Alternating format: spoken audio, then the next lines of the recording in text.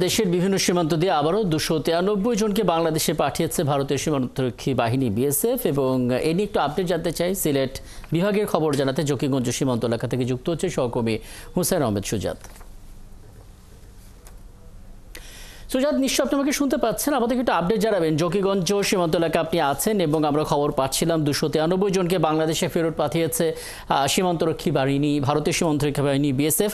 তারপর আসলে বিজিবি কি করলো, তাদের পরিচয়টা নিশ্চিত হওয়া গেল কিনা, তারা আসলেই বাংলাদেশি কিনা এবং এখনকার সীমান্ত পরিস্থিতি কি দেখছেন আপনি?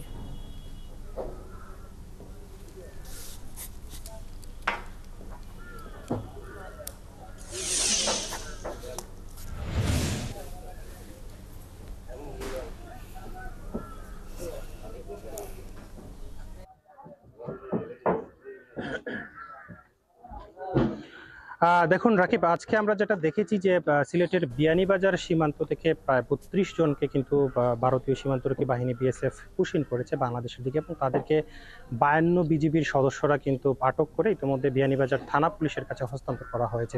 পুলিশ এবং বিজিবি আমাদেরকে যেটা জানিয়েছে যে তারা ভারতের বিভিন্ন জায়গায় কাজ করতে এবং কিছুদিন আগে ভারতীয় পুলিশ প্রথমে তাদেরকে আটক করে এরপর বিএসএফ তাদেরকে সিলেটের এই বিয়ানীবাজার সীমান্তে নিয়ে এসে বাংলাদেশের দিকে কিন্তু পুশিন করে। এবং এই মুহূর্তে সীমান্তর পরিস্থিতি যদি আপনাকে আমি বলি যে আমি কিন্তু এই মুহূর্তে আছি জকিগঞ্জ সীমান্ত অর্থাৎ জকিগঞ্জ বর্ডারে। সেখানকার পরিস্থিতি খুবই শান্ত দেখা যাচ্ছে এবং বাংলাদেশ এবং ভারতের সাথে যে বাণিজ্য ব্যবস্থা সেটা কিন্তু চলতেছে এবং ভারত থেকে কিন্তু নিয়মিত যে আধার রয়েছে সেগুলো কিন্তু বাংলাদেশে নিয়ে আসা হচ্ছে। আমরা দেখতে পাচ্ছি যে স্থিতিশীলতা আছে। পাশাপাশি বিজিবির নিরাপত্তা সম্পর্কে আপনাদেরকে আমি যদি বলি যে কঠোর অবস্থানে কিন্তু বিজিবি সদস্যরা রয়েছেন এবং সীমান্তে কিন্তু যাদেরকে সন্দেহ হচ্ছে তাদেরকে বিজিবি যাচাই বাছাই করছে, পরীক্ষা নিরীক্ষা করছে এবং কি ডগ সেখানে নিয়ে আসা হয়েছে পরীক্ষা নিরীক্ষার জন্য। আমরা 19 বিজিবির সিও যিনি রয়েছেন লেফটেন্যান্ট কর্নেল জুবায়ের, ওনার সাথে আমরা কথা বলেছিলাম। তিনি আমাদেরকে জানিয়েছেন যে আসলে বর্ডারে তাদের কঠোর নিরাপত্তা রয়েছে, পাশাপাশি যে মানুষকে সন্দেহ হচ্ছে তাকে